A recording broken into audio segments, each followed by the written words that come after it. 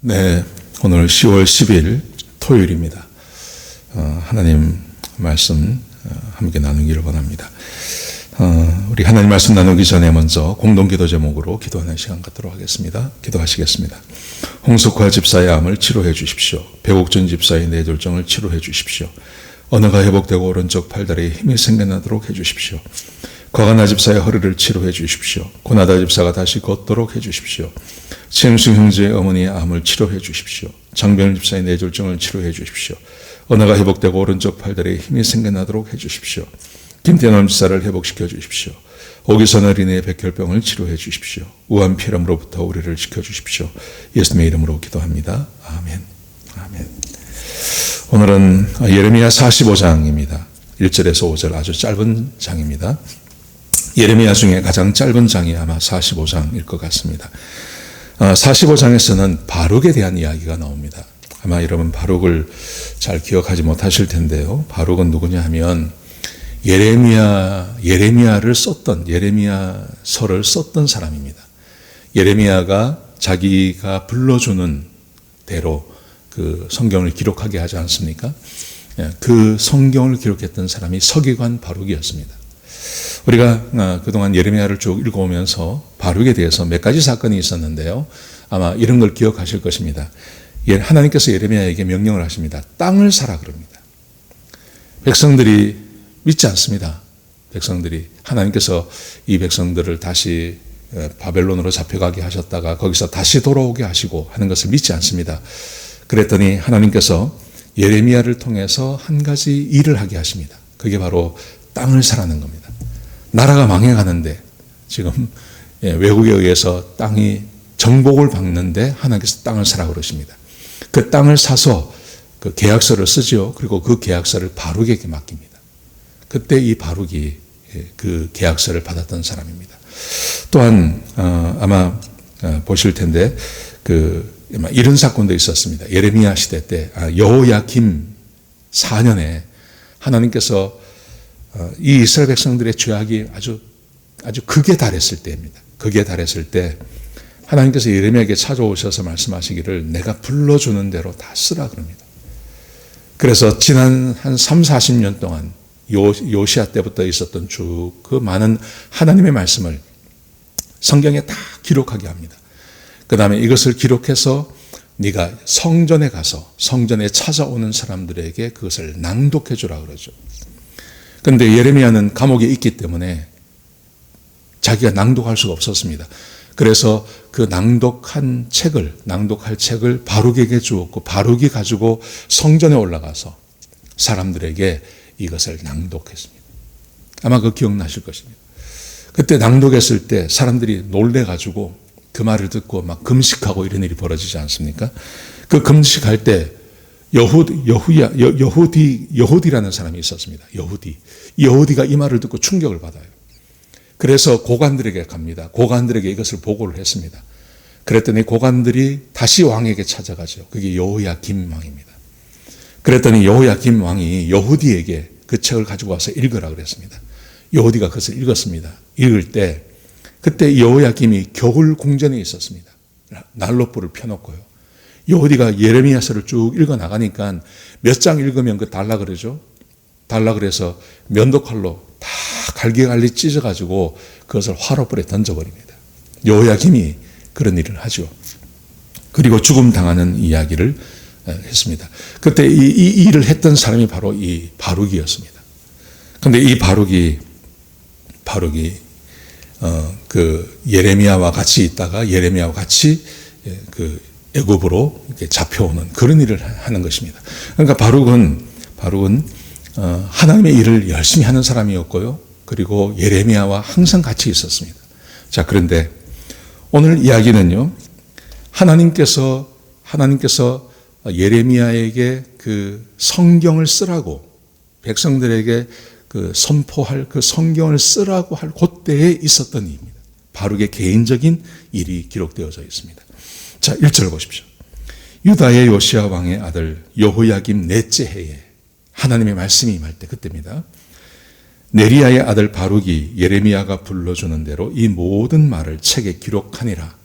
백성들 앞에 낭독하기 위해서 책을 기록할 때 그때를 말하는 것입니다. 그때 선지자 예레미야가 그에게 말하여 이르되 바로가 이스라엘의 하나님 여호와께서 내게 이같이 말씀하셨느니라. 4년째 예레미야서를 써내려갈 때 그때 하나님께서 바룩에게 개인적으로 하신 말씀이 있다는 것입니다. 그것을 예레미야가 바룩에게 말을 해줍니다. 자, 보십시오. 이렇게 말합니다. 3절에 보시면요. 내가 일찍이 말하기를 화로다. 여호와께서 나의 고통에 슬픔을 더하셨으니 나는 나의 탄식으로 피곤하여 평안을 찾지 못하도다. 바룩이 혼자 혹은 하나님께 그렇게 기도했다는 것입니다. 뭐라고 했냐 하면 하나님께서 자기에게 고통을 주시는데 자기에게 고통을 더해 주시는데 자기가 피곤해서 못 살겠다. 이렇게 하나님 앞에 기도했다는 것입니다. 바룩이 예레미야 곁에서 예레미야를 도와주고 예레미야가 불러주면 그것을 기록하기도 하고 예레미야와 함께 사역을 하는데 이게 너무 힘이 드는 거예요. 예레미야는 하나님께 직접 말씀을 듣습니다. 그러니 어느 정도 이겨낼 수 있는데 이 바룩은 하나님께 직접 말씀을 듣는 게 아니거든요. 예레미야의 명령에 의해서 예레미야와 함께 지내는데 이게 쉬운 게 아닌 겁니다. 그래서 너무너무 힘이 드는 겁니다. 그래서 어느 날 이 바룩이 하나님 앞에 너무 힘이 듭니다. 너무 어렵습니다. 이렇게 기도를 했든지 아니면 탄식을 한 것입니다. 하나님께서 이것을 들으셨습니다. 이것을 들으시고 그에게 답을 주시는 것입니다. 그 답이 4절부터 기록되어져 있습니다. 자, 이렇게 말합니다. 자, 4절 보십시오. 너는 그에게 이르라. 여호와께서 이와 같이 말씀하시기를 보라. 나는 내가 세운 것을 헐기도 하며 내가 심은 것을 뽑기도 하나니 온 땅에 그리하겠거늘. 하나님께서 심기도 하시고 뽑기도 하십니다. 하나님께서 창조주이시고 세상을 주관하시고 세상을 심판하시는 분이 하나님이십니다. 하나님이 전능하시다는 말이죠. 전능하신 하나님께서 말씀하시기를 자 이렇게 말씀하세요. 5절 보십시오. 내가 너를 위하여 큰 일을 찾느냐. 내가 너를 위해서 그러니까 바룩에게 말합니다. 바룩아 네가 네 생명을 구하려고 하느냐 이 말입니다. 너무너무 힘이 드니까 내가 이거 못하겠다. 나 좀 편히 살 수 있는 방법이 없을까 하고 바룩이 이야기한 것을 하나님께서 들으시고 말씀하시기를 네가 너를 위해서 큰 일을 찾느냐 네가 살 길을 찾느냐 이 말입니다. 그러면서 이렇게 말씀하세요. 그것을 찾지 말라. 너는 너 목숨을 못 구해. 너는 지금 이런 상황 가운데서 한 나라가 망하고 예레미야를 돕는 역할을 하고 있는 너가 너의 목숨을 구한다고 하는데 목숨 너는 못 구한다. 그 말입니다. 왜냐하면 자 보십시오. 이유를 이렇게 설명합니다. 내가 모든 육체에 재난을 내리리라. 내가 여기 있는 모든 사람들에게 재난을 내리는데 네가 스스로 내가 내리는 재난을 피해서 스스로 네가 너의 편안한 삶을 구한다는 것은 못해. 그거는 네가 할 수 없는 일이야. 이렇게 말씀하세요. 그러면서 하나님께서 한 말씀을 더 하십니다. 이렇게 말씀하십니다. 그러나 내가 가는 모든 곳에서 내가 너에게 내 생명을 노량물 주듯 하리라. 여호와의 말씀이니라. 이게 무슨 말입니까? 네가 가는 곳에서 내가 너에게 너의 생명을 노량물 주듯 하리라. 무슨 말입니까? 하나님께서 너를 지켜주시겠다는 말입니다. 이런 말입니다. 이 말을 이렇게 요약을 해보면 바룩이 너무너무 힘이 들어서 내가 이렇게 살다가 내가 죽겠다. 내가 살 길을 좀 찾아야 되겠다. 그렇게 말을 했다는 거죠. 그러자 하나님께서 말씀하시기를 너는 스스로 살 길을 찾지 말라. 지금 이런 상황에서 스스로 목숨을 건질 수 있는 사람은 한 사람도 없다. 왜냐하면 내가 모든 사람에게 재난을 내리기 때문에. 그렇지만 내가 너에게는 재난을 피할 길을 내가 주겠다. 하나님께서 이렇게 말씀하세요. 여러분 예레미야서에 보면 예레미야를 도왔던 사람이 이 사람 딱 한 사람입니다. 딱 한 사람 바룩이 예레미야를 떠나지 않습니다.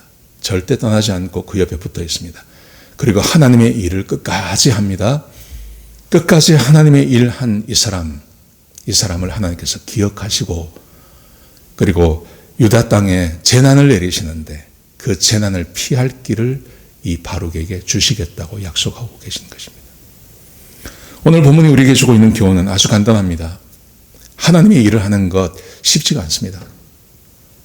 하나님을 섬기는 것 쉬운 일 아닙니다. 그래서 우리가 하다 보면, 살다 보면 하나님의 일을 그만두고 싶을 때가 있습니다. 내가 스스로 내 갈 길을 찾고 싶을 때가 있습니다. 목사인 나도 그럴 때가 있습니다. 그런데 하나님께서 말씀하시기를 내가 너 책임져 줄게.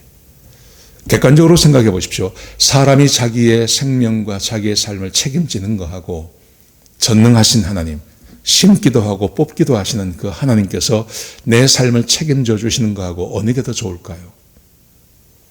하나님께서 내 삶을 책임져 주시는 게 훨씬 좋은 겁니다. 근데 하나님께서 어떤 사람에게 그렇게 하시냐면 바룩 같은 사람에게요. 하나님의 일을 위해서 끝까지 헌신하고 하나님께서 명령하시는 대로 끝까지 살아가는 사람, 그 사람을 하나님께서 놓치지 아니하시고 잊어버리지 아니하시고 그 사람을 기억하며 그의 생명을 담보해 주시겠다고 약속하고 계시는 것입니다. 하나님 말씀대로 사는 것을 포기하지 마십시오.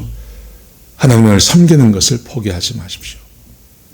하나님을 섬기는 것이 때때로 힘들고 어려울 때가 있습니다. 하나님께 와서 예배드리고 하나님을 믿는 것이 힘들고 어려울 때가 있습니다. 이게 마냥 즐겁고 좋은 것은 아닐 수 있습니다. 그런데 그 일을 계속해 나가시면 하나님께서 반드시 기억하시고 그의 상처와 그의 아픔과 그의 고통을 기억하시고 하나님께서 그거 채워주시겠다고 약속하고 계십니다. 저는 이런 경우를 제 주변에서 얼마나 많이 보는지 모릅니다. 제가 수요예배 때 이럴 때 말씀드리는데요. 우리 선배들, 우리 선배님들, 우리 후배, 우리 동기들 시골에서 고생하는 사람들 많거든요. 근데 하나님께서 그 고생하며 목회하는 것 하나님께서 반드시 채워주시더라고요. 반드시 채워주시더라고요. 하나님께서 빈손으로 돌아가게 하지 않습니다. 하나님을 섬기고 하나님께 헌신하고 하나님의 교회를 섬기고 하나님의 사람들을 섬기는 거요. 그거 쉬운 거 아닙니다. 그런데 그렇게 하면 하나님께서 책임져 주십니다.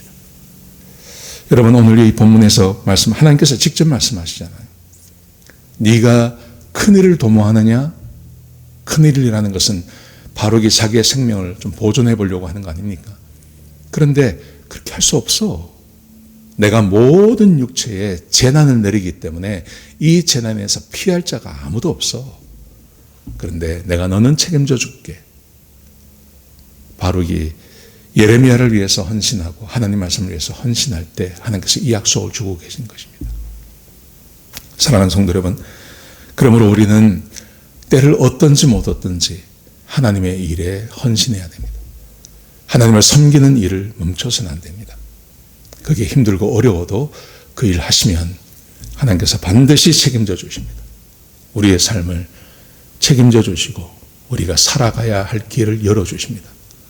하나님께서 우리에게 주고 계신 교훈임을 기억하시기 바랍니다. 기도하시겠습니다. 하나님, 귀한 말씀 주셔서 감사합니다. 오늘 이 말씀 기억하고 하나님을 섬기는 일에 최선을 다하게 하시고 힘들고 어려워도 자기 자리를 지키는 주의 백성들 되게 하여 주옵소서. 하나님께서 바룩을 끝까지 책임져 주시겠다고 약속해 주신 이 말씀이 우리에게 얼마나 위로가 되는지 모릅니다. 하나님 나라를 위해서 헌신하고 수고하는 주의 백성들이 있습니다. 하나님, 바룩을 축복하시고 기억하셨듯이 우리 사랑하는 형제자매들을 기억해 주시고 복에 복을 더하여 주옵소서. 주님 감사합니다. 이 모든 말씀을 예수님의 귀하신 이름으로 간절히 기도드렸습니다. 아멘.